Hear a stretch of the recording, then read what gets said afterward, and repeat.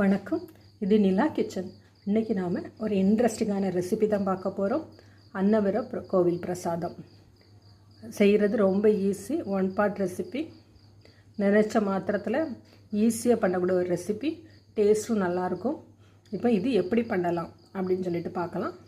அதுக்கு முன்னாடி எல்லாருமே நம்ம சேனலை சப்ஸ்கிரைப் பண்ணிவிடுங்க, லைக் பண்ணுங்கள், ஷேர் பண்ணுங்கள், கமெண்ட் பண்ணுங்கள். வாங்க இப்போ வீடியோக்குள்ளே போகலாம். இதுக்கு முந்திரி பருப்பு, திராட்சை எதுவுமே கிடையாது, எல்லாமே ஆப்ஷனல் தான். நட்ஸ் எல்லாம் எதுவுமே கிடையாது. ஒன் பார்ட் ரெசிப்பியை ஈஸியாக பண்ணிடலாம். ஸ்டார்ட் பண்ணுவோமா? பேன் அடுப்பில் வச்சுடுங்க. டைரெக்டாக குக்கரில் பண்ணிடலாம். ரொம்ப ஈஸியாக முடிஞ்சிடும். ஒரு ஸ்பூன் நெய் விட்டு 1 கப் அளவுக்கு கோதுமை ரவை, இதை நல்லா வறுத்து எடுத்துடலாம்.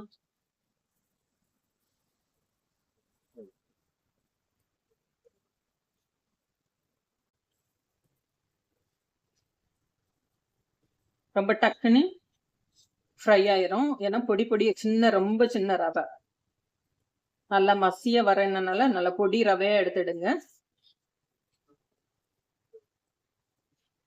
இப்போ 1 கப் ரவைக்கு 4ல இருந்து 5 கப் அளவுக்கு தண்ணி விடலாம்.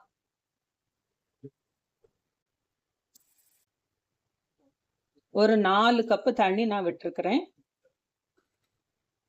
இத குக்கர் மூடி 4 விசில் விட்டுருங்க. ரவை வெந்து வரதுக்குள்ள இதுக்கு தேவையான மசாலாலாம் எடுத்துடலாம். வாசனைக்கு 2 ஏலக்காய்,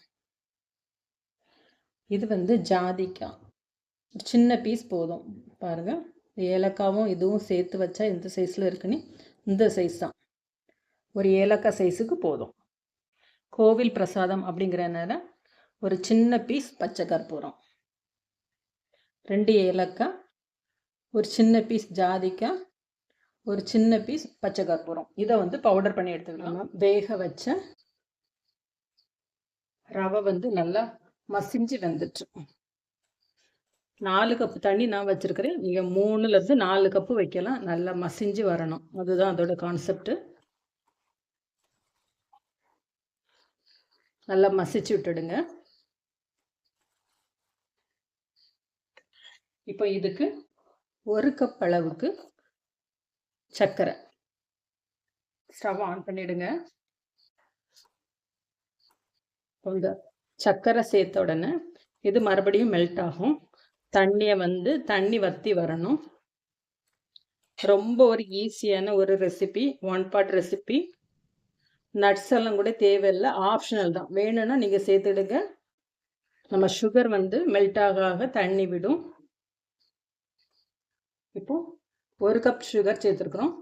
1 கப் அளவுக்கு சர்க்கரை, நாட்டு சர்க்கரை நான் சேர்த்துருக்குறேன். நீங்கள் பாகு வெல்லமோ எது வேணுமாலும் க்ளீனான ஒரு சர்க்கரை சேர்த்துடுங்க.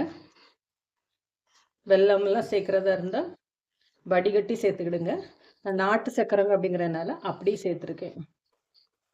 இப்போ நல்லா கிளறி விட்டு தண்ணி நல்லா வற்றி வரட்டும். தண்ணி நல்லா வற்றினதுக்கு அப்புறமா நெய் சேர்த்தா போதும். இப்போ நம்ம ரவையை வறுக்கச்சில் மட்டும் ஒரு 1.5 டீஸ்பூன் அளவுக்கு நெய் சேர்த்தோம். வேற எதுவுமே நம்ம சேர்க்கல.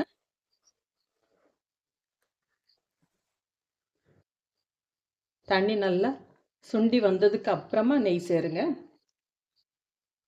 இனி குக்கர் மூடண்டாம். ரவை வேக வைக்கச்சில் மட்டும் குக்கர் போட்டு விசில் வச்சு வைங்க. இல்லைன்னா ஓப்பன் பாட்டா பண்ணுறதா கூட பண்ணிக்கலாம்.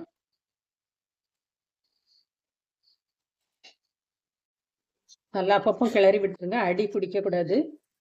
நம்ம வெல்லம் எல்லாம் சேர்த்ததுக்கு அப்புறமா அடி பிடிக்க ஆரம்பிக்கும். ஃப்ளேம் ரொம்ப கம்மியாக வச்சு நல்லா கிளறி கொடுத்துட்டே இருங்க. தண்ணி ஓரளவுக்கு வத்திட்டு இப்போ பொடி பண்ண ஏலக்காய், ஜாதிக்காய், பச்சை கற்பூரம் இதை போட்ட உடனே நல்ல வாசம் வந்துடும். அன்னவரம் கோவில் பிரசாதம். அந்த பிரசாதம்ங்கிறனால தான் நம்ம பச்சை கற்பூரம் சேர்க்குறோம். அந்த கோவில் டேஸ்ட் வரணும் அப்படின்னா அது போட்டால் தான் வரும். பச்சை கற்பூரம் சேர்க்கச்சா ரொம்ப துளி அளவுக்கு சேர்த்தா போதும், நிறையெல்லாம் சேர்த்துறாதுங்க.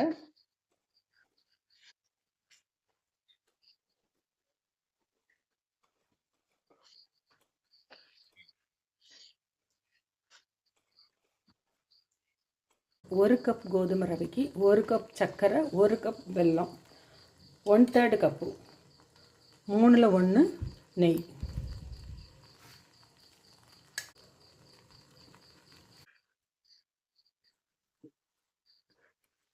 இந்த நெய்யில் அந்த சர்க்கரை நம்ம போட்டது எல்லாமே நல்லா முருகலாக வரும். அப்போ தான் இந்த முருகலாக ஒரு கேரமலைஸ் ஆகி வரும்.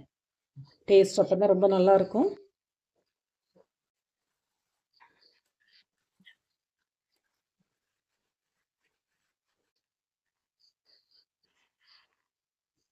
அன்னவர பிரசாதம் ரெடி ஆயிடுச்சு. பாருங்க, அந்த நெய் வந்து எந்த அளவுக்கு மிதந்து வந்திருக்குன்னு பார்த்தீங்களா? இந்த அளவுக்கு செப்பரேட் ஆகுறது வரைக்கும் வச்சு எடுத்துருங்க. இப்போ நம்ம சர்வ் பண்ணலாம்.